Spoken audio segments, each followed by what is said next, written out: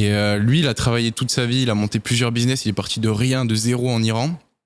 Et aujourd'hui, quand je parle avec lui, malgré tout le succès sur le plan financier, je vois quand même beaucoup de regrets. Et il essaie de me faire passer des enseignements qui ne sont pas purement liés à la métrique financière. C'est-à-dire que j'ai l'impression qu'il s'est battu toute sa vie pour avoir plus sur le plan financier, plus de confort, plus de luxe, plus belle femme, plus beau bateau, plus belle maison, etc. Et aujourd'hui, il me dit, mais en fait, c'est un jeu que tu peux pas gagner. C'est impossible d'arriver au bout, c'est impossible de le finir. Et il m'a conseillé par rapport à ça d'aller faire une retraite pendant plusieurs semaines, plusieurs mois en Inde qu'est-ce que t'en penses? Pour me recentrer sur moi et pas être omnibulé, parce que c'est vrai que c'est facile de se comparer et de vouloir toujours plus. Et moi, excuse-moi, je rigole parce que j'adore la capacité des gens riches à te dire ce qu'il faut faire pour pas devenir comme eux. Alors qu'eux, ils ont toute leur vie fait autre chose et que maintenant, qu'ils sont à une certaine place, ils font autre chose.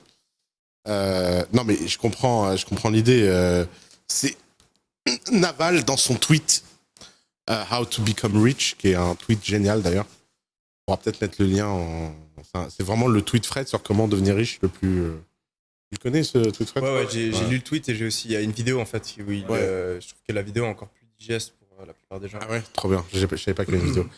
Et le dernier tweet, c'est And when you will achieve that, you will discover new problems, but that's another story. Donc faut. En fait, être heureux dans sa vie personnelle, c'est comme réussir dans le business. C'est très simple, tout le monde sait ce qu'il faut faire, mais c'est très difficile à faire. Ouais. Et c'est marrant comme ces gens, il y a des gens qui gagnent en délaissant certains aspects de leur vie. Et donc après, ils ont structurellement des regrets. Mais je pense que c'est pas parce qu'il a joué à la course des milliardaires qu'il est malheureux dans sa vie perso.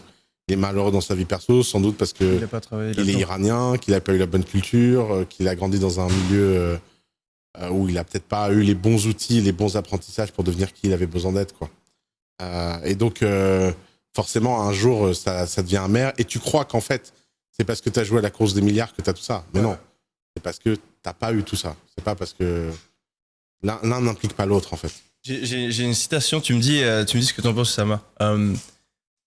L'hédonisme, c'est comme un trou noir, c'est un puissant fond. Tu peux le faire autant que tu veux, il y en aura toujours plus. Oui, mais c'est pour ça que... T'es d'accord?